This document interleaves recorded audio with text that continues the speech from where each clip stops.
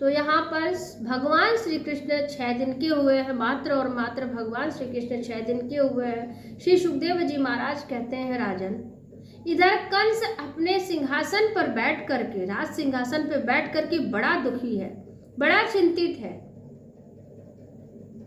उस समय कंस के जो मंत्री थे, चालाक मंत्रियों ने कंस से कहा, महाराज आप इतने चिंतातुर क्यों हैं, इतने दुखी क्यों हैं, इतने परेशान क्यों हैं? कंस कहता है, देखो, जब से मैंने योग माया के मुख से सुना है कि तुम्हें मेरा घोर शत्रु ब्रजमंडल में कहीं जन्म ले चुका है, तब से मुझे बहुत चिंता हो रही है कि मेरा शत्रु बड़ा होकर के कहीं मुझे मार न दे। कंस सिंहासन पर बैठे बैठे बड़ा दुखी हो रहा है। तो कंस के मंत्रियों ने पूछा, महाराज, बताया कि महाराज आपको इतना चिंता करने की क्या आवश्यकता है?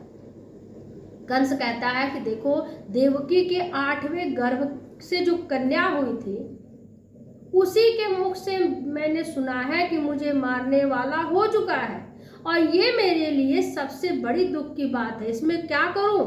दुखी ना हो तो मेरा काल कभी भी, मेरी मृत्यु कभी भी चारों तरफ से मेरी ओर आ सकती, इसलिए मैं बहुत दुखी हूं। कंस के चालाक मंत्रियों ने कहा, महाराज इसमें चिंता करने की कोई बात नहीं, एक काम करो। कंस कहता, बताओ क्या काम करूं?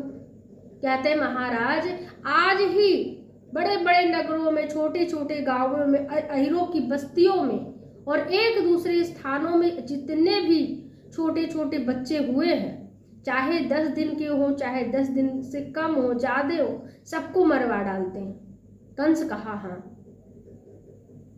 अब इधर कंस अपने सैनिकों को भेजता है। यहाँ पर कंस को पता चलता है कि नंदराय जी के वहां छोरा वयो है। अब कंस ने क्या किया, जो सबसे बलवान राक्षसी थी वह पूतना से कहा, पूतना तुम एक काम करोगी? पूतना बोली, बोलिए। पूतना क्या करती है, कहती है कि ठीक है मैं करूंगी। नंदराय के वहां बहुत सुंदर एक छोरा भयो है, बहुत दिनों बाद। कंस कहता है कि पूतना, नंदराय के वहां वृद्धावस्था में बड़ा सुंदर एक लाला हुआ है, तो तुम एक काम करो, जाओ उस बालक को तुम मार डालो। पूतना कहते ठीक है। पूतना ने क्या किया, कंस की बात मानी और खूब सुंदर सी स्त्री बनी, एक देवी बनी, खूब श्रृंगार किया, सज धज के श्रृंगारी थी। तो राक्षसी 6 कोस लंबी, 3 कोस चौड़ी थी पूतना, एकदम राक्षस जैसी।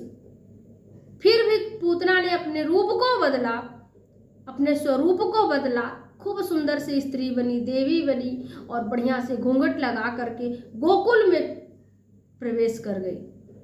और गोकुल में पहुंच करके सुखदेव जी महाराज कहते हैं, राजन, नंद बाबा मथुरा से अभी नहीं आ पाए, तब तक पूतना रूप बदल करके गोकुल में चली गई।